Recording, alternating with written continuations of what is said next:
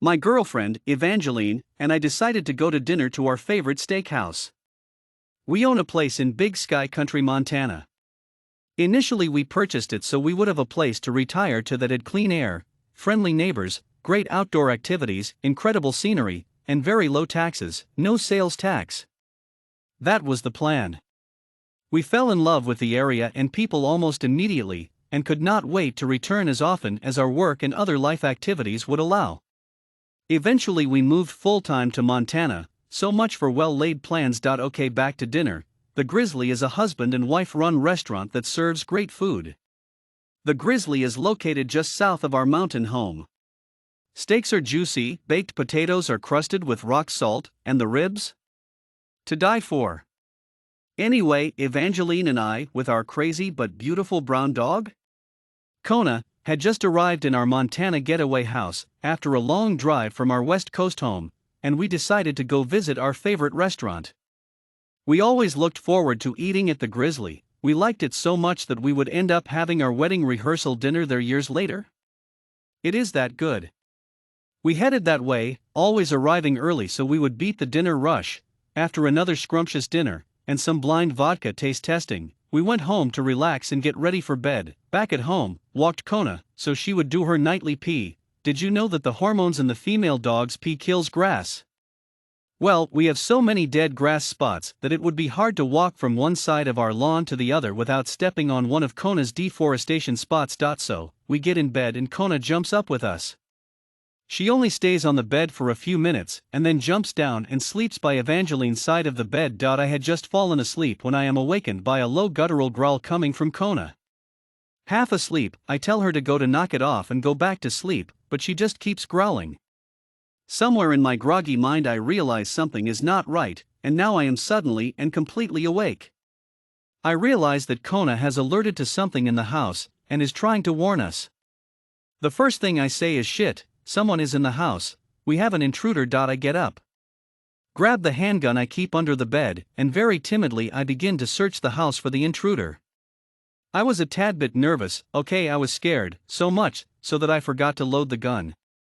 Picture this, I am searching each room and closet, very carefully, looking for the intruder wearing only flannel boxers, a t-shirt, and sporting an unloaded handgun.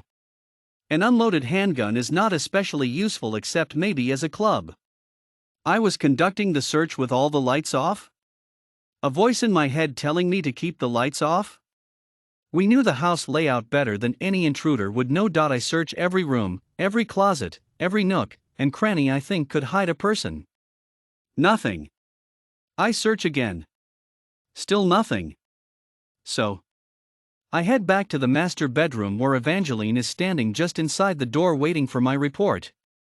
I was trying to think of something witty to say when I pass by Kona, alerting at the basement door. Shit. There is someone on the other side of the door. Our intruder is waiting to break into the main level of the house from the basement. This is bad. There is no door or access to the basement from the outside. There is no way a person could have gotten into the basement. But did that cross my mind for even an instant? No, of course not. All I could think was shit. Like I said, I was scared. I slowly inched up to the door with my unloaded gun gripped firmly, white knuckles and all, being brave for Evangeline. I was hoping she could not see me knees shake. I was not going to creep the door open. I wanted to surprise the person on the other side, so they did not have time to respond. Good strategy for a dead man walking.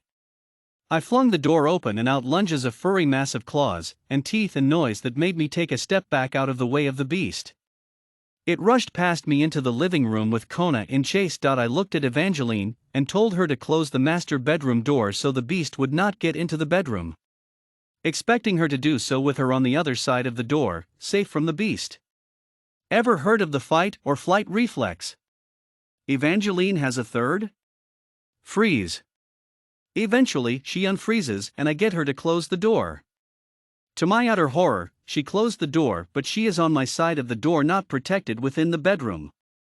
I manage to clear my head enough to go and turn on a light. What I see surprises me. Kona is chasing whatever it is around the living and dining room. Evangeline screams and jumps up on the couch.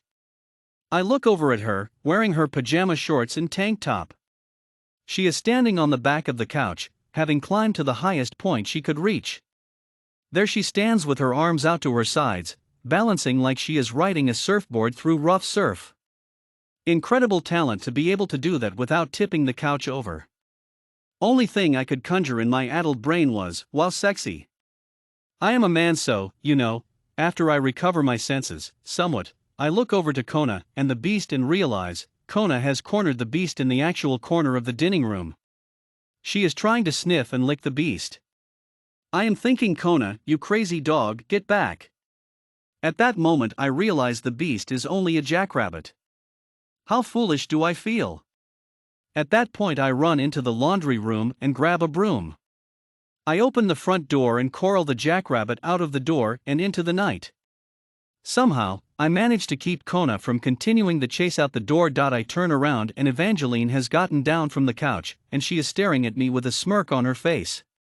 She says, "Wow, sexy." I look down and realize I am still in my flannel boxers and t-shirt, a broom in one hand and an unloaded gun in the other. I look at Evangeline and say, "Surfer girl, I love you." The next day I find the tunnel the jackrabbit has burrowed into our basement. I spend the next several years and hundreds of pounds of cement trying to fill the tunnels that keep popping up. I cannot help but think of Bill Murray in Caddyshack saying, "Freeze gopher, well, freeze bunny."